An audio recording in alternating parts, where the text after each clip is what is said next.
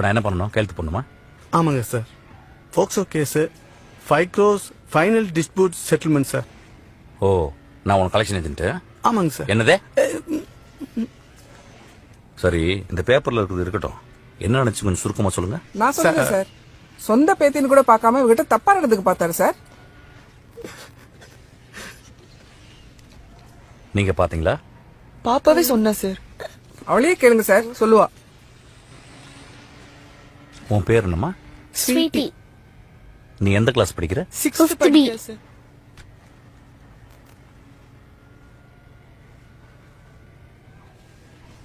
இங்க வாமா. இங்க என்ன நடக்குதுன்னு உனக்கு தெரியுமாமா? அவளுக்கு எல்லாம் தெரியும். சொல்லுங்க ஸ்வீட்டி.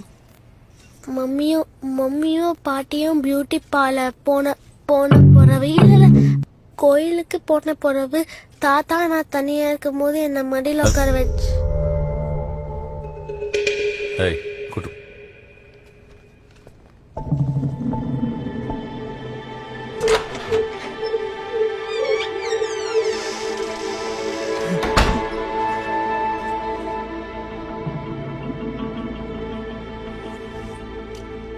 ஏப்பா, உங்க அப்பா இதுக்கு முன்னாடி இப்படி நடந்திருக்காரா? ஆமா சார், எப்ப பார்த்தாலும் அழுதுகிட்டே இருப்பாரு. இல்லப்பா, உங்க அப்பா மேல யாராவது இப்படி கம்ப்ளைண்ட் பண்ணிருக்காங்களா? அம்மா கேன்சர்ல செத்துட்டாப்ல, அதுக்கு பிறகு எப்ப பார்த்தாலும் அழுதுகிட்டே இருப்பாரு. அவங்களுக்கு கொஞ்சம் மென்டல் இஷ்யூஸ். கல்யாணத்துக்கு முந்தைய அப்படியா இல்ல கல்யாணத்துக்கு அப்புறமா? தெரிஞ்சுதான் சார் இறக்கப்பட்டு என் பிள்ளைய கொடுத்தேன். அப்படி இறக்கப்பட்ட பாத்துட்டு தான் சார் இவ்வளவு கஷ்டப்பட்டுட்டு இருக்கோம். இப்ப பாருங்க சார், என் குடும்ப கௌரவமே போச்சு. வெளியில தலை காட்ட முடியல. என் பொம்பளை பிள்ளைய இந்த விளங்காதவனே வச்சு எப்படி சார் வாழ்வேன்? அதுதான் உனக்கு 5 கோடி ரூபாய் கிடைக்க போதே. சரி, அவனால 5 கோடி ரூபாய் கொடுக்க முடியுமா? நாங்க இருக்கிறதே அவருக்கு வீடுதான் சார். அதே 3 கோடி ரூபாய் போகும். அது மட்டும் இல்ல சார், அவர் சொந்த ஊர்ல ஒரு வீடு 10 ஏக்கர் நிலமும் இருக்கு. காம்ப்ளெக்ஸ் வாடகையே மாசம் 5 லட்சம் வரும் சார். ஏமா, இவ்வளவு டீடைல்ஸ் பேசுறியே?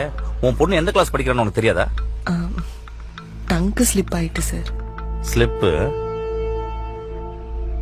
சரி, அவர்கிட்ட 5 கோடி ரூபாய் வாங்கி கொடுத்தா நீ கேஸை வாபஸ் வாங்கிக்கிறியா? வேற வழி இல்லையே சார். வயசான கிழவனை தூக்கி ஜெயில போட்ட பாவம் எங்களுக்கு எதுக்கு சார்? ரொம்ப கிருஷ்ணமா உனக்கு.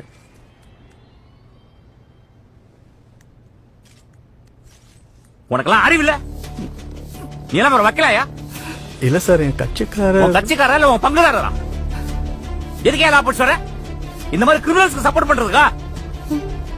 நல்ல வாயில வரும். மனசாட்சி இல்ல உனக்கு? நான் சொல்றத டைப் பண்ணுமா? பணம் பறிக்கிறதுக்காக ஒரு வயசானவர் மேல போய்